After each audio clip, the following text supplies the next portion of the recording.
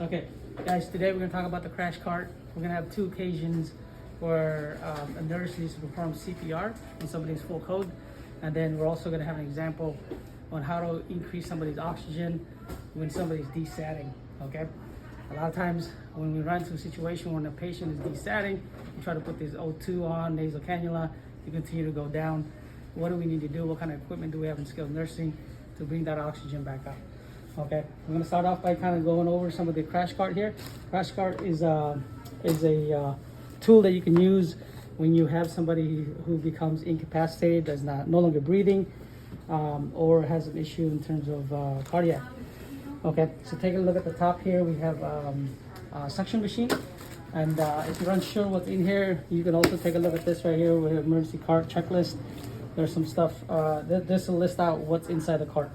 We have an ambu bag on top, okay? We also have a board here for CPR for a larger patient who you might need to do CPR on, and we also have a small one in the back over there that's orange, okay, for a smaller patient. These boards you can use for a patient who you want to do CPR on in bed. Otherwise, if you don't want to use the board and you want to bring the patient on the floor, you know, that's another option for you. So the top of this cart, usually you just have your usual equipment here, tongue depressors and basic stuff in terms of tapes and scissors. Second drawer, you have your basic equipment that's on here, alcohol prep, and you have an extra glucometer in here if you need it. And then the second one, if you need to immobilize a certain limb, your cervical, leg, or something like that, and we also have some ice pack and heat pack that's on this drawer.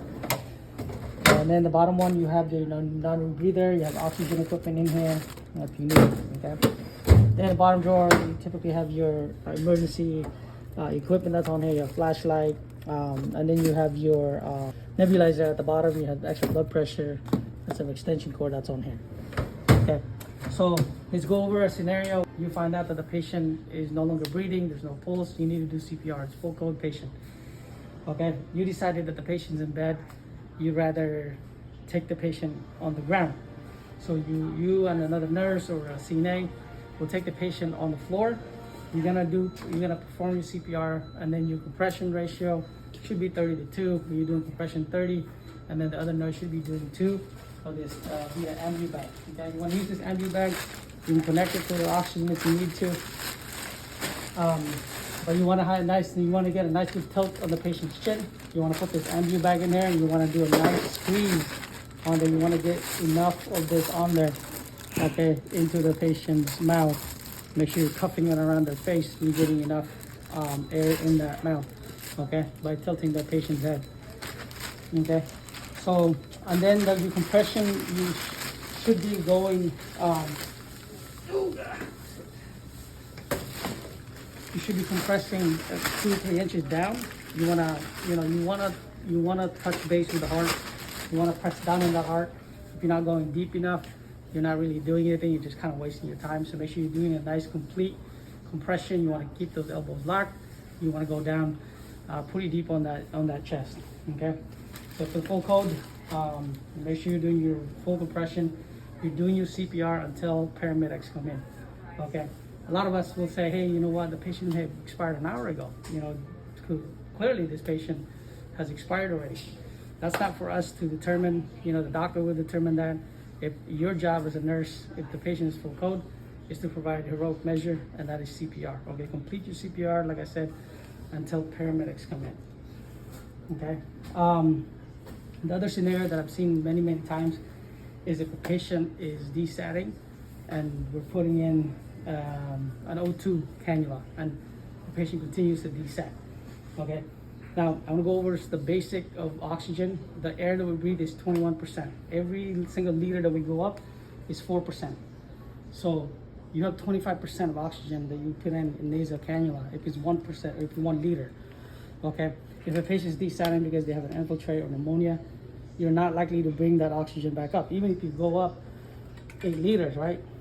8 liters, you know, you might bring that patient's oxygen, you might bring this nasal cannula 30 to 40% oxygen. Okay, it's not likely that you'll be able to help. It might help a little bit, but that patient's continue to desat. Okay, what are some of the equipment that we have in skilled nursing? Certainly, we have this non-rebreather mask. Okay, make sure you open it up. You're breaking out this emergency cart here. We have a non-rebreather here. What this does, this is a one-way valve. Okay, you want to pump this up with air first. Okay, with oxygen. Okay, you want to go all the way up on this oxygen here. Okay, so 8 liters, and that'll bring this mask up. That'll pump this up with oxygen. Okay, when I say one valve, that means that when the patient inhales, you take out all this oxygen 100% into your lungs. When the patient breathes out, all the breathing out is coming out through this area. It doesn't go in the bag. Okay, make sure you fill this up first before you put it in the patient's face. Okay, you need to do this. You need to stabilize the patient before 911 comes in. Okay, 99.9% of the time, it's gonna help the patient who's desatting if they're not, doing well with your regular nasal cannula. Okay, we have this equipment. Make sure you're using it. Again, imagine if you're a patient you can't breathe, and you have something like that. It's going to be pretty significant. If you are in a situation where you need to provide high flow oxygen, and your concentrator is only providing 5 liters, and there's an order 10 liters continuous all night, right? We do have an E-tank right here. It's a very expensive E-tank. It's not really efficient. What you can do is get 2 oxygen concentrator splitter, and then you get a splitter. This goes into one tank, okay? And then you get another one, and you get 2 oxygen, and then you get this splitter right here.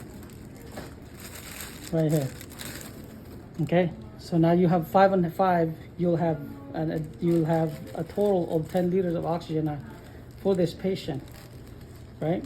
Okay, and the other part goes into the concentrator, and then you get the second one, and then so the second one goes into the second concentrator, and then the nasal cannula pops in here.